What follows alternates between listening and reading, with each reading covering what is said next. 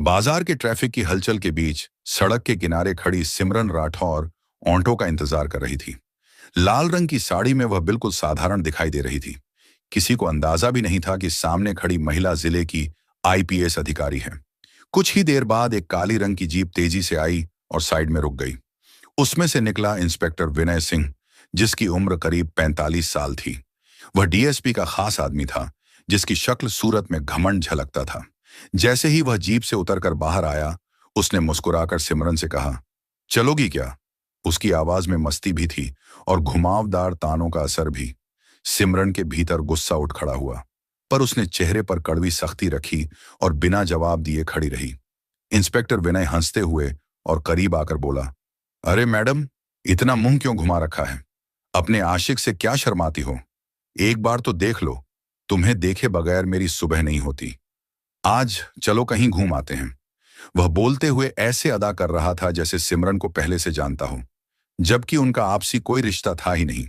उसकी बातें बेवकूफाना और उबाऊ थीं। वह स्पष्ट तौर पर छेड़खानी कर रहा था। सिमरन ने ठंडे लहजे में कहा, आपको कोई अधिकार नहीं कि आप किसी अनजान लड़की से ऐसे बात करें। पर विनय को यह सब मजाक सा लगा। उसने ताव देकर आगे बढ़ने की कोशिश की और जब सिमरन ने मुंह फेर लिया तो वह हंसते हुए बोला, अरे शर्माने की क्या बात, मैं तो बस मजाक कर रहा था। थोड़ी मस्ती कर लो। तुम्हारी खूबसूरती पर मैं फिदा हूं। अब मना मत करो। हद तब छू गई जब उसने अपना हाथ बढ़ाकर सिमरन को अपनी ओर खींचने की नौबत आ गई। सिमरन ने झट से उसका हाथ छुड़ा लिया और सख्ती से कहा, यहां बीच सड़क पर लड़की को छेड़ रहे हो? क्या तुम्हें शर्म नहीं आती? तुम्हारी मां बाप नहीं है क्या? उसकी आवाज में क्रोध था, पर शब्द साफ और नियंत्रित थे। यहां से हट जाओ, वरना मैं वो हाल कर दूंगी कि तुम आगे कभी किसी लड़की को छूने की हिम्मत नहीं कर पाओगे। विनय ने अहंकार भरी हंसी के साथ पलटा और ठहाका लगाते हुए कहा, अच्छा, तू मुझे मार देगी? मार के दिखा तो सही, मैं तुम्हें याद रखूंगा। तुम्हारे हाथों मार पड़ना मेरे लिए अब नया रोमांच होगा। आराम से आ जाओ, ज्यादा एटीट्यूड मत दिखाओ। मैं तुम्हें अपना बनाकर ही रहूंगा, समझी? तुम्हारे बिना कहीं जाना मेरे बस की बात नहीं। सिमरन ने उसकी आंखों में ठंडी नजर डालकर कहा, तुम्हारी धमकियों से मुझे फर्क नहीं पड़ता। मैं किसी की संपत्ति नहीं कि तुम बस मालिक बनकर मुझ पर हक जताओ। अब बस यहां से हट जाओ। सिमरन की बातों ने जैसे किसी अंगारे को हवा दे दी हो। इंस्पेक्टर का घमंड पल भर में आग में बदल गया। उसने तेज स्वर में चिल्लाते हुए सिमरन के गाल पर एक जोरदार थप्पड़ जड़ दिया। बहुत बकवास कर रही है बड़ी देर से। अब समझ में आएगा तुझको कि मैं कौन हूं। सिमरन का चेहरा ठिठक सा गया, पर उसकी आंखों में क्रोध की आग पहले से भी तेज जल उठी। विनय ने बेसुरी आवाज में कहा, इतना प्यार से बोल रहा हूं और तू कुछ समझती नहीं। तू खुद को क्या समझती है? मैंने कहा है कि मैं तुम्हें लिए बिना यहां से नहीं जाऊंगा। क्या तू नहीं जानती कि पूरा जिला मेरा नाम जानता है? मैं इंस्पेक्टर विनय सिंह हूं, जिसे डीएसपी साहब का संरक्षण प्राप्त है। जो मैं कहूंगा वही होगा। यहां मेरा राज चलता है।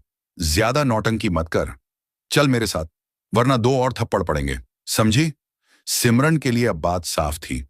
यह इंस्पेक्टर सत्ता के घमंड में पला बढ़ा था और इसलिए अपनी सीमाएं भूल चुका था।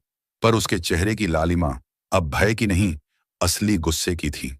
वह सख्ती से बोली, तुझे लगता है तुझ में इतना अधिकार है? तेरा डीएसपी कोई भी हो, कानून सबके लिए एक जैसा है। तुम किसी भी हाल में किसी महिला को ऐसा अपमानित नहीं कर सकते। पर विनय की अक्कड़ बढ़ती गई। उसने फिर से हमला करने की नीयत दिखाई। तभी सिमरन ने झट से उसका हाथ पकड़ा और इतना जोर से झटका दिया कि वह संतुलन खो बैठा। विनय चिल्लाया, तू मुझे मारेगी? मेरा नाम याद रख। लेकिन सिमरन कोई आम लड़की नहीं थी। उसने इंस्पेक्टर विनय को जमीन पर गिरा दिया। भीड़ में खड़े लोग चौंक उठे। कुछ ने मोबाइल निकालकर रिकॉर्ड करना शुरू कर दिया। कुछ ने बीच बचाव के लिए आने की हिम्मत नहीं की, क्योंकि वे जानते थे कि मामला पुलिस का है। विनय, जो अभी तक अपनी अकड़ में डूबा था, अचानक डर के मारे कांप उठा। उसने मन ही मन सोचा कि अब डीएसपी साहब को बुलाना ही पड़ेगा। घबराहट में उसने चिल्लाया, रुक, तुझे अभी बताता हूं। मैं अपने डीएसपी साहब को बुलाता हूं। वे आएंगे और तुझे सबक सिखाएंगे।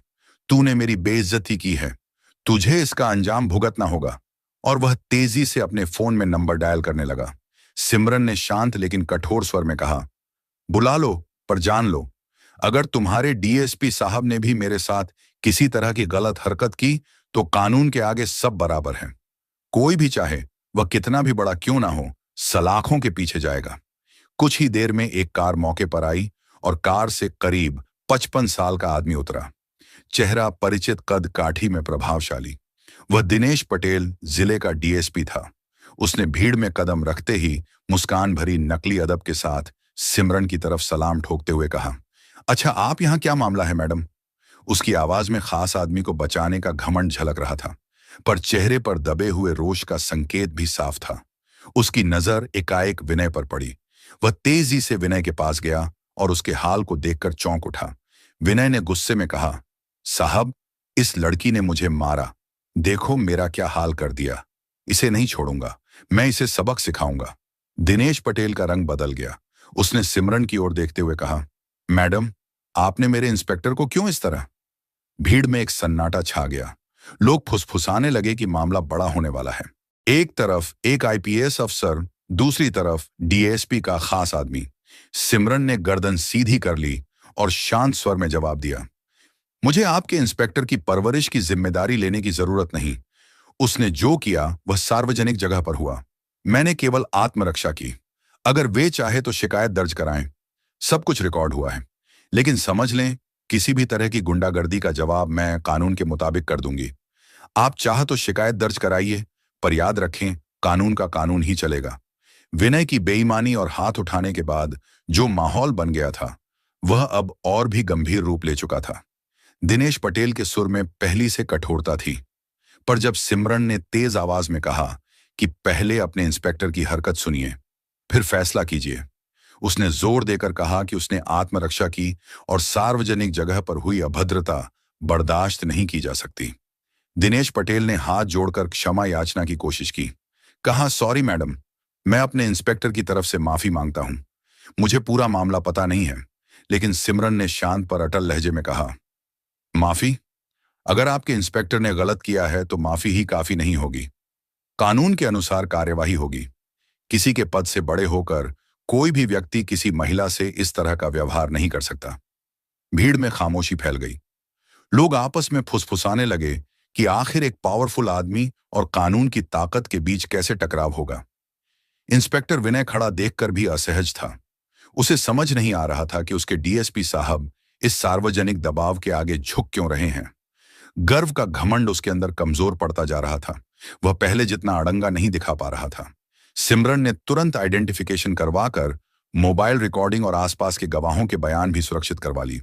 कई लोगों ने मोबाइल निकाला और घटना रिकॉर्ड कर चुकी थी। उसने फिर विनय को अपने साथ थाने ले जाने के निर्देश दिए। सब इंस्पेक्टर विक्रम सिंह को तुरंत फोन करके बुलाया गया। विक्रम शीघ्र ही 2-3 हवलदारों के साथ मौके पर पहुंचे।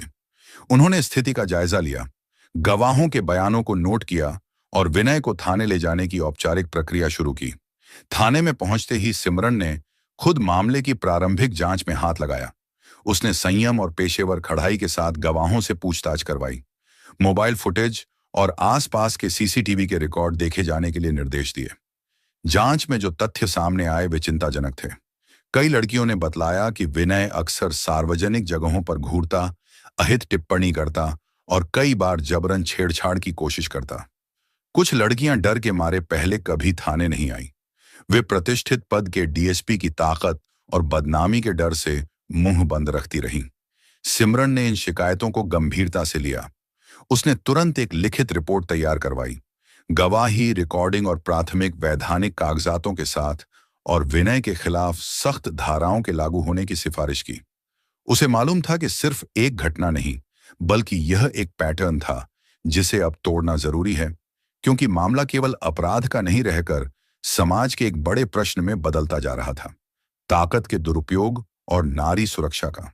सिमरन ने तय किया कि इसे कलेक्टर कार्यालय तक सीधे ले जाना होगा, ताकि जिला प्रशासन पूरी तरह से इस पर संज्ञान ले।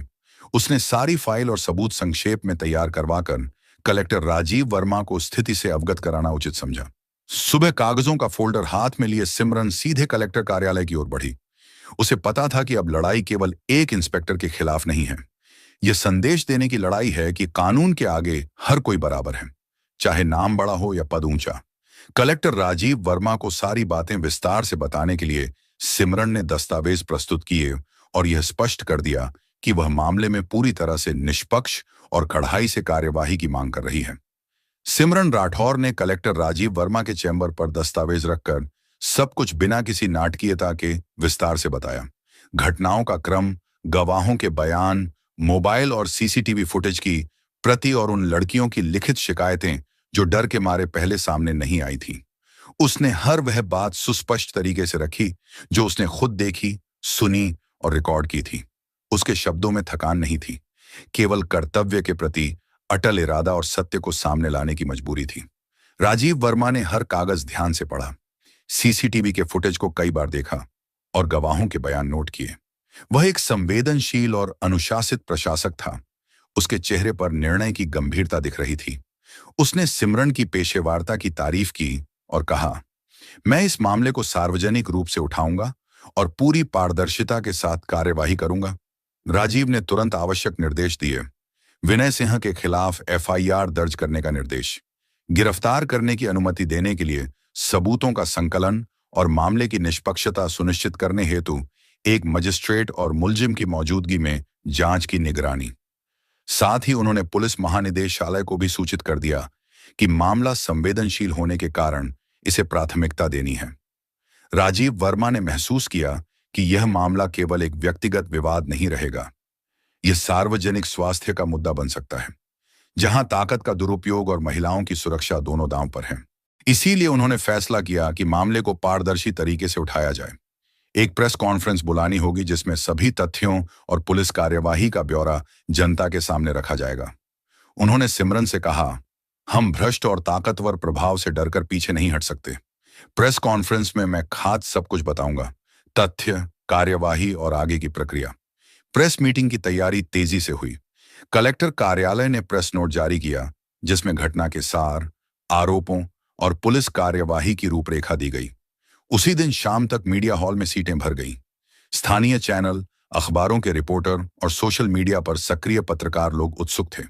सिमरन को भी बुलाया गया ताकि वह मामले की पेशेवर रूपरेखा रख सके और तकनीकी सवालों का जवाब दे सके। प्रेस कॉन्फ्रेंस के दिन हॉल में सन्नाटा और उत्कीर्ण उत्सुकता दोनों थी। कैमरे झिलमिला रहे थे, रिपोर्टर नोट्स कर रहे थे और एक बड़ी स्क्रीन पर घटना के फुटेज के अंश दिखाई देने लगे। उन फुटेज में विनय सिंह की घुसपैठ पूर्ण हरकतें और सिमरन द्वारा आत्मरक्षा की स्थिति स्पष्ट दिख रही थी। कलेक्टर ने क्रमवार तथ्यों का हवाला दिया। पहले पब्लिक प्लेस पर छेड़छाड़, फिर हाथ उठाना, सिमरन की स्वाभाविक आत्मरक्षा और बाद में विनय के खिलाफ मिलने वाले शांतिपूर्ण नामी गवाहों के बयानों का जिक्र। उन्होंने कहा कि सबूत इतने प्रबल हैं कि मामले पर राजनीतिक दबाव से हटकर त्वरित और कड़े क्यों दम उठाए जा रहे हैं। मंच पर खड़ी सिमरन ने भी स्पष्ट शब्दों में कहा कि उन्होंने केवल कर्तव्य निभाया और कानून का पालन किया। हमारा काम महिलाओं की सुरक्षा सुनिश्चित करना है, उसने कहा, और जब भी कोई पद या पदाधिकारी दुरुपयोग करता है उस पर कार्यवाही होना चाहिए। नफरत, डर या सत्ता की धमकी से हटकर उसके आंचल में सादगी थी, पर आवाज में लौ थी। हॉल में बैठे लोगों को लगा कि वे सिर्फ एक अफसर की नहीं, समाज की आवाज सुन रहे हैं। प्रेस कॉन्फ्रेंस के बाद कानूनी प्रक्रिया आगे बढ़ी। विनय के खिलाफ एफआईआर दर्ज कर ली गई। उसमें छेड़छाड़, अपमान और सार्वजनिक स्थान पर अनुचित व्यवहार जैसी धाराएं शामिल थीं। मामले की गंभीरता को देखते हुए कलेक्टर ने तुरंत विनय के खिलाफ गिरफ्तारी के कदमों को मंजूरी दे दी। दिनेश पटेल, जो डीएसपी के रूप में पद पर थे, अचानक से सार्वजनिक और राजनीतिक दबाव में फंस गए। सरकार ने देखा कि मामला कितनी तेजी से भड़क रहा है। पुलिस महानिदेशालय ने भी संज्ञान लिया और उच्च स्तर पर जांच का आदेश दे दिया गया ताकि किसी भी तरह की गलत छवि से बचा जा सके। दिनेश पटेल ने बढ़ते प्रभाव और बढ़ते दबाव को महसूस किया। पार्टी के भीतर और जनता के बीच उनकी स्थिति कमजोर पड़ने लगी। सरकार ने दिनेश पटेल को भी समुचित कार्यवाही के संकेत दिए। दिनेश को किसी भी तरह के दमन से बचाने के लिए सरकार ने उन्हें अस्थायी रूप से पद से हटाने का सुझाव दिया ताकि जांच निष्पक्ष हो और जनता का भरोसा बना रहे। कलेक्टर और पुलिस ने यह सुनिश्चित किया कि कोई भी शैडो प्रक्रिया ना चले। अगर दिनेश पटेल ने भी अपने पद का दुरुपयोग किया हो तो उसे भी नियमों के अनुरूप देखा जाएगा। मामले की स्वतंत्र जांच का आदेश जारी हुआ जिसमें सीबीआई लेवल के निरीक्षक और मजिस्ट्रेट की निगरानी रखी गई। जांच के आगे बढ़ने के साथ ही और भी चौंकाने वाले तथ्य सामने आए। स्थानीय स्तर पर कई और शिकायतें मिली, जिनमें कहा गया कि विनय ने सत्ता का इस्तेमाल कर कई बार महिलाओं को धमकाया और उन्हें शर्मिंदा किया। कई गुहारें जो पहले दबती रहीं, अब खुलकर आईं। इन सब प्रमाणों को मिलाकर जिला प्रशासन ने कड़ा रुख अपनाया। राजनीतिक और प्रशासनिक प्रक्रियाओं के समन्वय में दिनेश पटेल को अस्थायी निलंबन का सामना करना पड़ा। उन्हें डीएसपी पद से हटा दिया गया और उन पर भी जांच जारी रखी गई। विनय सिंह को कानून के मुताबिक अदालत में पेश किया गया और न्यायिक हिरासत में भेज दिया गया। समाज में यह संदेश साफ हो गया कि कोई भी व्यक्ति, चाहे उसका नाम कितना भी ऊंचा हो, कानून से ऊपर नहीं है। कोर्ट में मामले की सुनवाई जारी रही और साक्ष्य के आधार पर अभियोजन पक्ष ने मामला मजबूत ढंग से पेश किया। सिमरन के लिए यह कोई जीत हार की बात नहीं थी। उसका मकसद सिर्फ न्याय था, न केवल अपने लिए बल्कि उन सभी लड़कियों के लिए जिन्होंने ताकतवरों के डर से आवाज उठाई नहीं। प्रेस और जनता ने भी देखा कि किस तरह पारदर्शिता और कर्तव्य निष्ठा से काम लेने पर बड़े बड़े दबावों को अपना सही मुकाम दिखाया जा सकता है। सिमरन अपने काम पर लौट आई, पर बदलाव की लहर जो उन्होंने शुरू की थी, सड़कों पर, थानों में और अफसरशाही में महसूस की जा सकती थी। जनता को अब थोड़ी और हिम्मत मिली थी कि वे भी अपनी आवाज उठा सकें, और यही वह सच्चा परिवर्तन था जिसकी सिमरन ने लड़ाई लड़ी थी। ये कहानी हमें सिखाती है कि निडर होकर कर्तव्य निभाना, कानून पर भरोसा रखना और पारदर्शिता बनाए रखना ही किसी भी दबाव या संरक्षण को तोड़कर न्याय की स्थापना कर सकता है। हमें हर गलत करने वालों के खिलाफ आवाज उठाना चाहिए, ताकि जुल्म करने वाले जुल्म करने से पहले 100 बार सोचें। दोस्तों, ये कहानी केवल मनोरंजन के उद्देश्य से बनाई गई है। इसमें दिखाए गए सभी पात्र, घटनाएं और संवाद काल्पनिक हैं। किसी भी वास्तविक व्यक्ति, संस्था या घटना से इनका कोई संबंध नहीं है। कृपया इसे केवल कहानी के रूप में देखें और इसका आनंद लें। हम किसी की भावनाओं को ठेस पहुंचाना नहीं चाहते। अगर कहानी अच्छी लगी हो तो प्लीज हमारे चैनल को सब्सक्राइब और वीडियो को एक लाइक जरूर करें। धन्यवाद।